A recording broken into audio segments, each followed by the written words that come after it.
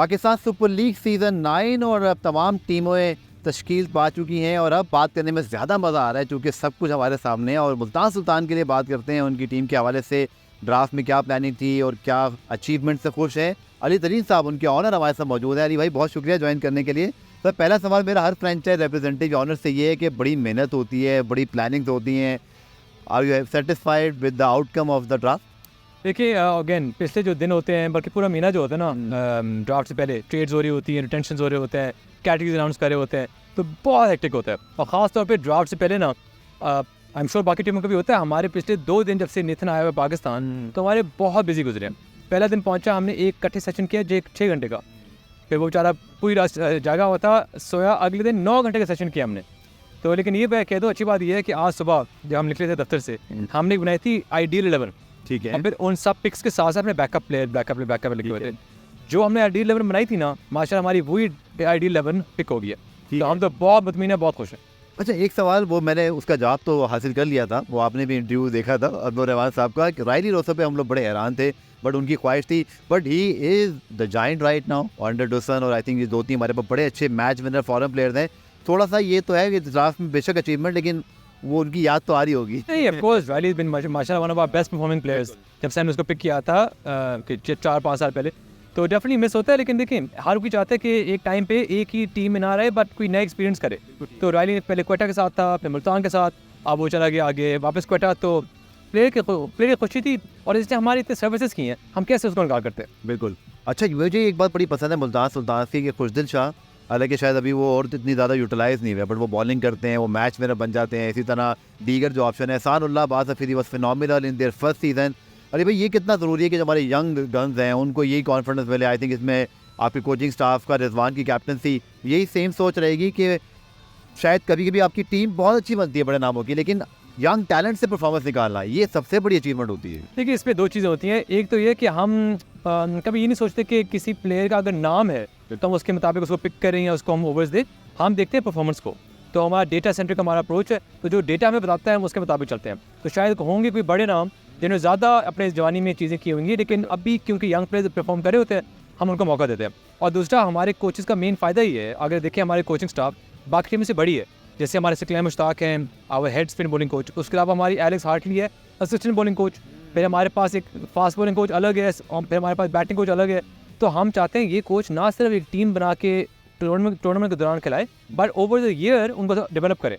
तो इससे हम ऐसे यंग लोग पिक करते हैं जिनको भी हम मोल्ड करके और बेहतर बना सकते हैं। डेविड विली जो फर्स्ट पिक, और चूँकि वो पहले ही शुरू में चीज़ भी थी, तो इसके पीछे भी थ्योरी बताएगा, क्योंकि आपके पास सारे 8 के 8 प्लेयर जो है वो पाकिस्तानी थे, और फिर ऑब्वियसली फॉरेन प्लेयर्स करने थे। David Willey first platinum pick. हाँ, हमने जब देखा था, हमने एक एनालिसिस किया था जब टीम की मैनेजमेंट वापस आई थी कि हमारे क्या स्ट्रेंथ्स थी, क्या वीकनेसेस थी। तो हमारे सबसे ग्लेरिंग वीकनेस थी पावर प्ले बॉलिंग, ठीक है।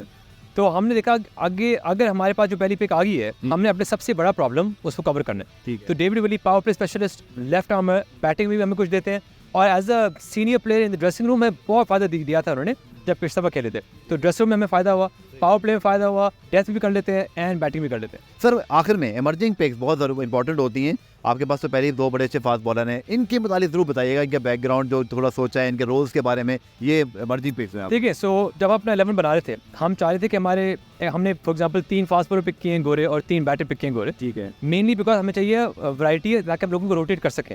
सिमिलरली जो हमारी इमर्जिंग पिक्स है, हमने 3 इमर्जिंग प्लेयर पिक किए हैं। फैसल अकरम हमारे पास वैसे था, पहले आ गया रिस्ट स्पिनर। अब फिर हमने पिक किया एक बैटर, तो इमर्जिंग बैटर भी आ गया। फिर हमने पिक किया एक फास्ट बॉलर। तो अब हमारी मर्जी है कि टीम जब 11 बना रहे हैं कि हम एक इमर्जिंग स्पिनर खिलाएं या फास्ट बॉलर या बैटर, तो इससे हमारी मैक्सिमम फ्लेक्सिबिलिटी होगी। तो फैसल अकरम के ऊपर बहुत बात होती रही, और यही था कि वो कम से कम खेलते दिखाई दें। तो लोगों की कम से कम अब ये ख्वाहिशात रहेंगी। अब्दुल रहमान साहब से मेरी बात भी हुई थी, वो खुद बड़ा फॉलो करते हैं यूनिवर्सिटी को इन्वॉल्व में। फैसल अकरम सर हमें खेलते हुए नजर आएंगे? देखिए, फैसल अकरम के साथ हम पिछले कोई 3-4 साल से काम करें, जब से वो 16 साल के थे, तो बहुत करीबी हमारे डेवलपमेंट स्क्वाड का हिस्सा भी हैं। हमने उनको ये नहीं लिया एक टूर्नामेंट के लिए, हम अब हमारे सिस्टम में आ गए, अब हमारे सिस्टम में रहेंगे। And having a young left handed wrist spinner in your team, जो अगले कई 5-6 साल आपके साथ खेलेगा, बल्कि 10 साल खेल सकता है अगर फॉर्म में रहे। तो हमारी कोशिश है कि इसको हम डेवलप करें and play him as much as we can when is ready.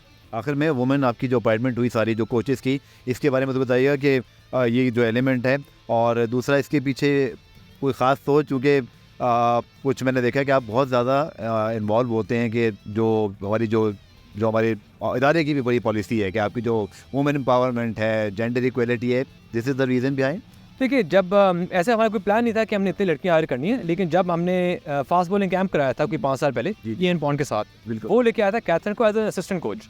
तो तब मैंने देखा था कि वो कितनी वैल्यू देती है हमारे प्लेयर्स को और कितने प्लेयर्स उसको कितना रिस्पेक्ट करते हैं।